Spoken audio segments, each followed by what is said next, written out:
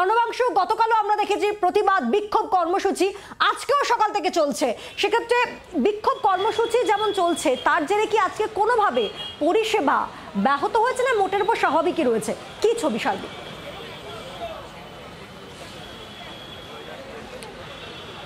পায়েল, দেখো সেটা হচ্ছে আরজিকর হাসপাতালের সামনেই রয়েছে। আরজিকর হাসপাতালে কিন্তু এখনো জুনিয়র ডাক্তারদের তাদের বিক্ষোভ চলছে এবং তারা কিন্তু প্ল্যাকার্ড তারা লিখছেন নো সেফটি নো ডিউটি। কিন্তু সেটা হচ্ছে যে অচল কিন্তু আরজিকর হাসপাতাল, অনেকেই ঘুরে ফিরে যাচ্ছেন, অর্থাৎ সমস্ত বিভাগই প্রায় কিন্তু বন্ধ হয়ে আছে, সেই কারণে তারা কিন্তু ফিরে যাচ্ছেন এবং তাদের বক্তব্য একটাই যে নো সেফটি নো ডিউটি, সেই কারণে তারা কিন্তু বিক্ষোভ দেখাচ্ছেন। একটা সরাসরি প্রশ্ন করবো, আপনাদের দাবিটা কি নিয়ে আজকে? আমাদের দাবি হ্যাঁ, কিন্তু ঘটনাটাতে আমাদের কারোরই মনে হয় না যে একজন জড়িত আছে। যেভাবে ঘটনাটা ঘটেছে তো প্রপার দোষীরা যাতে শাস্তি পায়, এমন শাস্তি পায় যাতে পরবর্তীকালে একটা মেয়ের গায়ে হাত দিতে গেলে কাউকে 5 বার ভাবতে হয়। তো এই ঘটনায় যাতে প্রকৃত দোষীরা শাস্তি পায় এবং হাসপাতালের নিরাপত্তার দিকটা যাতে নজর দেওয়া হয়। হ্যাঁ, যতদিন না এই সেফটির দিকটা নজর দেওয়া হয় আমাদের পক্ষেও ডিউটি দেওয়া সম্ভব নয়। তো এই জন্যই আমাদের প্রোটেস্ট। একদমই ডাক্তারদের মুখেই তুমি শুনলে, সেটা হচ্ছে নো সেফটি নো ডিউটি।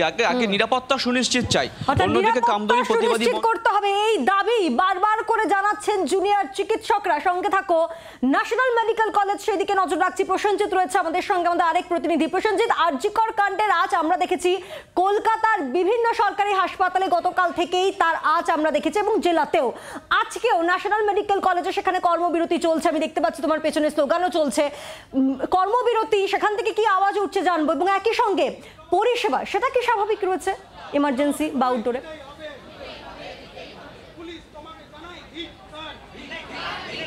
দেখো, আমরা কথা বলেছিলাম এই সমস্ত জুনিয়র ডাক্তারদের সাথে, তারা জানিয়েছিলেন যে তারা চিকিৎসা যেমন পরিষেবা, সেই পরিষেবা কিন্তু তারা চালু রেখেছেন। পাশাপাশি তার সাথে সাথে যে প্রতিবাদ, সেই প্রতিবাদও কিন্তু তারা করছেন এবং বিভিন্ন তুমি দেখতে পাচ্ছ যে সমস্ত ব্যানারগুলো আছে সেখানে কিন্তু প্রতিবাদ, সেখানে তারা নিরাপত্তার দাবি যেমনটা তুলছে। পাশাপাশি যে ঘটনা ঘটেছে আরজিকরে, সেই নৃশংস যে খুন করা হয়েছে বলে তারা দাবি করছে এবং শুধু তাই নয়, ধর্ষণ করে খুন করা হয়েছে সেটাও তারা দাবি করেছে এবং সেই জায়গা দাঁড়িয়ে আসল যে দোষী, সেই দোষীদের কিন্তু গ্রেপ্তার করতে হবে। শুধুমাত্র একজনকে যে গ্রেপ্তার করা হয়েছে সেই গ্রেপ্তার কিন্তু তারা চাইছে না। যে এই ঘটনার পিছনে তারা দাবি করছে যে আরও অনেকেই জড়িত থাকলেও থাকতে পারে, সেইটা কিন্তু তারা চাইছে যে তাদেরকে গ্রেপ্তার করা হোক। সেই প্রতিবাদে শুধু এই ন্যাশনাল মেডিকেল কলেজ না, ভারতবর্ষের সমস্ত কলেজ এবং সমস্ত এই মেডিকেল চিকিৎসালয় তারা কিন্তু আরজিকরে যে সমস্ত পড়ুয়া চিকিৎসক তারা কিন্তু জানিয়েছিলেন যে তাদের পাশে বা তাদের লড়াইয়ের সাথে যুক্ত হতে, এবং সেই মতো কিন্তু দেখা যাচ্ছে ন্যাশনাল মেডিকেল কলেজও তারাও কিন্তু আছে এবং তারা আজকের প্রতিবাদ করছে। এবং শুধু এই কর্মবিরতি তারা করছে না, তারা জানাচ্ছে যে এই চিকিৎসা পরিষেবা তাদের কিন্তু তারা কিন্তু চালিয়ে এই প্রতিবাদও তারা করছে। আমি একটু কথা বলি।